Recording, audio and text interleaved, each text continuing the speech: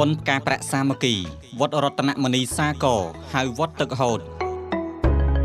ខ្ញុំព្រះករណីអាត្មាភាពយើងខ្ញុំជាព្រះចៅអធិការលោកអាចារ្យគណៈកម្មការនិងពុទ្ធបរិស័ទចំណុះជើងវត្តរតនមនីសាគរហៅវត្តទឹកហូតស្ថិតនៅភូមិទឹកហូតឃុំទឹកហូតស្រុករលាផ្អៀខេត្តកំពង់ឆ្នាំងបានមូលមតិគ្នាផ្ដួចផ្ដើមប្រារព្ធធ្វើពិធីបុណ្យផ្កាប្រាក់សាមគ្គីដើម្បីប្រមូលបច្ច័យយកមកកសាងសមិទ្ធផលនានានៅក្នុងវត្តរតនមនីសាគរហៅវត្តទឹកហូតអាស្រ័យដោយបានពិតប្រកេននិងចម្រើនពរខាងលើខ្ញុំព្រះករណីអាត្មាភាពយើងខ្ញុំទាំងអស់គ្នាសូមនិមន្តព្រះសង្ឃគ្រប់ព្រះអង្គនិងសូមគោរពអញ្ជើញឯកឧត្តមលោកជំទាវលោកស្រីអ្នកនាងកញ្ញាលោកយាយលោកតាប្រជាពុទ្ធបរិស័ទប្រុសស្រីសពរសជនគ្រប់ជនថ្នាក់មេត្តានិមន្តចូលរួមចាប់មគ្គផលកុសលនិងអនុមោទនាយកផល្លានិសង្ឃតាមកម្លាំងសទ្ធាជ្រះថ្លារៀងខ្លួន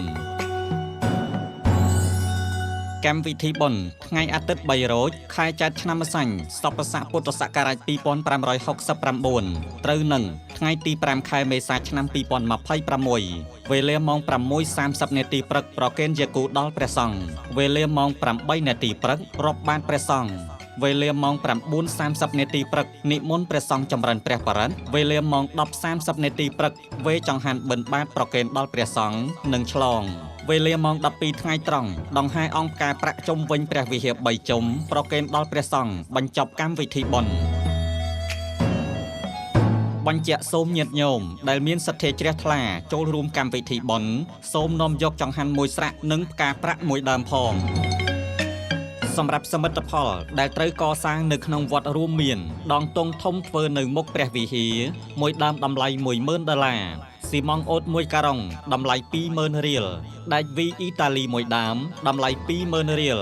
ដែកកងមួយដុំតម្លៃ$10ទ្វារព្រះវិហារមួយគ្រោងតម្លៃ$360ខ្សាច់មួយឡានធំតម្លៃ$50,000រៀលថ្មអងដើមួយឡានធំតម្លៃ$50,000រៀលឥដ្ឋ1000ដុំតម្លៃ$13,000រៀលការ៉ូក្រាលជុំវិញវិហារមួយការ៉េតម្លៃ$25ថ្នាំពណ៌លាបវិហារមួយថុងតម្លៃ$100រូបទេវតាទាំង12មួយតម្លៃ$550សុតានទឹកប្រើក្នុងវត្តតម្លៃ$500ថ្មគ្រួសធ្វើផ្លូវមួយឡានតូចតម្លៃ$15,000រៀលបន្ទប់ទឹកមួយបន្លោះតម្លៃ$400ដីសមួយឡានតម្លៃ$50,000រៀលសូឡាមួយដើមតម្លៃ$55ខួងអណ្ដូងទឹកតម្លៃ$2,500ដងតុងសាសនាមួយដើមតម្លៃ$35របងក្នុងវត្តមួយបន្លោះតម្លៃ$200ផ្លូវបេតុងមួយការ៉េតម្លៃ$30អង្តែនដាក់មេក្រូមួយដើមតម្លៃ$1,500លាបថ្នាំខ្លងទ្វារចូលវត្តតម្លៃ$1,000